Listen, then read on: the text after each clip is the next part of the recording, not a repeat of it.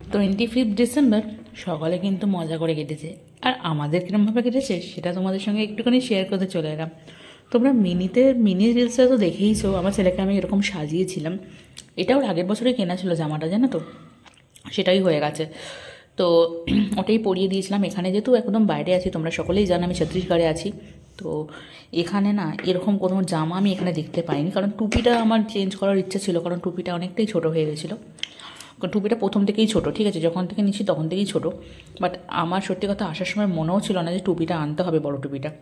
Anyway আমি এখানে অনেক খুঁজেছিলাম, বাট এখানে এরকম টাইপের টুপি কিন্তু দেখতে পাইনি। তো এরকমভাবেই ওকে সাজিয়ে দিয়েছিলাম। এই টুপিটা পরেই ও কিন্তু খুব মজা করছিল।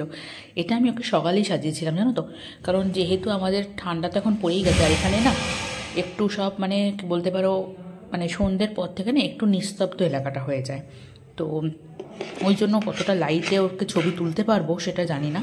তো এই কারণেই আমি সকালেই ওকে সাজিয়ে এরকমভাবে ফটো তুলছিলাম। আর বাইরেও একবার ঘুরতে গেছিলো ওর বাবার সাথে, যদি আমাদের বাড়ির একদম সামনেটায়। তো সেই ভিডিও তোমাদের সঙ্গে আমি শেয়ার করবো ডেফিনেটলি, কারণ অনেকে আমাকে জানতে চেয়েছিল দিদিভাই তুমি কোথায় থাকো, একটু বাড়ি ভিডিও দিও। অবশ্যই আমার ভিডিওটা এডিট করে ওটা হচ্ছে না, আমি ডেফিনেটলি তোমাদের সঙ্গে খুব তাড়াতাড়ি শেয়ার করবো। তো এই গিফটটা ওকে শান্তা দিয়েছে, মানে শান্তা দিয়েছে মানে বুঝতেই পারছো এটা বাচ্চাদের বলা হয় শান্তা দিয়েছে, বাট এটা ওর বাবা মাই দিয়েছে। আমার খুব পছন্দের একটা গিফট। আর এইটা ওর আগের বছরের ছবি। মানে এর মাঝখানেই আমাকে ফেসবুক পাঠালো, মাঝে মাঝে কিছু ফেসবুক এমন সুন্দর সুন্দর মানে পিকচার পাঠায় বা মানে মুহূর্তগুলো পাঠায় যেগুলো মনে পড়ে যায়, সেগুলি চট করে তোমাদের সঙ্গে শেয়ার করে দিই। আর ও তার মধ্যে জানো তো এই ঝোলার মধ্যে না আমি ওর বাবা করেছিলাম সব রকমের না চকলেট এনে দেবে। তো ওই জন্য বিভিন্ন টাইপের চকলেট এনে দিয়েছিলো। আর ও খুব মজা করছিল, মানে ঝোলা থেকে আবার তুলেও রাখছিল আবার ঝোলার মধ্যে রাখছিল, বেশ মজা করেই রাখছিল। আর এই গিফটটা অলরেডি আমি অনেক দিন আগেই দেখে এসেছিলাম দোকানে, বাট তখন আমরা কিনিনি। তো বাবা ভাবছিল যে কী গিফট দেবো, আমি তখন বললাম তাহলে ওই ফ্রুটসগুলো দাও, ওই ফ্রুটসগুলো দিলে কি ও চিনতে পারবে। ফ্রুটসগুলো এমনি ও চেনে কিছু কিছু ফ্রুটস, বাট এখানের মাধ্যমে কিন্তু খেলার সাথে সাথে কিন্তু চিনতেও পারবে। আর তারপর তো তোমরা জানোই আমি লাইভে এসেছিলাম কালকে, যেহেতু আমার 26K পূর্ণ হয়েছে।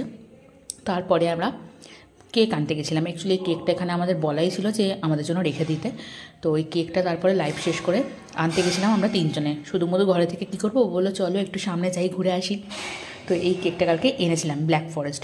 বিশ্বাস করো একদম দুর্দান্ত টেস্ট। আর তারই মাঝখানে আমি ছোট তোমাদের সঙ্গে রিলস শেয়ার করবো বলে কেক নিয়ে একটু ভিডিও ক্লিপগুলো নিয়ে নিচ্ছিলাম। আর তার মাঝখানে আমার ছেলে কী করছিলো জানো, কেক খাবে বলে বায়না করছিল। তো আমিও চলে গেলাম ওকে একটু কেক খাওয়াতে, কারণ ওর জন্যই তো আনা। ওর জন্যই অ্যাকচুয়ালি বলেছি যে একদম ফ্রেশ জিনিসটা যাতে এনে দেয়, কারণ কোনো রকম ওকে আমি বাসি জিনিস খাওয়াই না। তো ওই জন্য আমি আর আমার ছেলে দুজনে মিলে খেয়ে নিচ্ছিলাম। কেকটা কিন্তু সত্যি দারুণ ছিল। তার মাঝখানে দেখো ঘুরে এসেও কী করে, দেখো এরকম খেলনাটাকে পুরো আমি ভেবেছিলাম খুলে দেবো না, জানো তো, বাট ও এত বায়না করছে বাধ্য হয়ে খুলে দিতে হলো।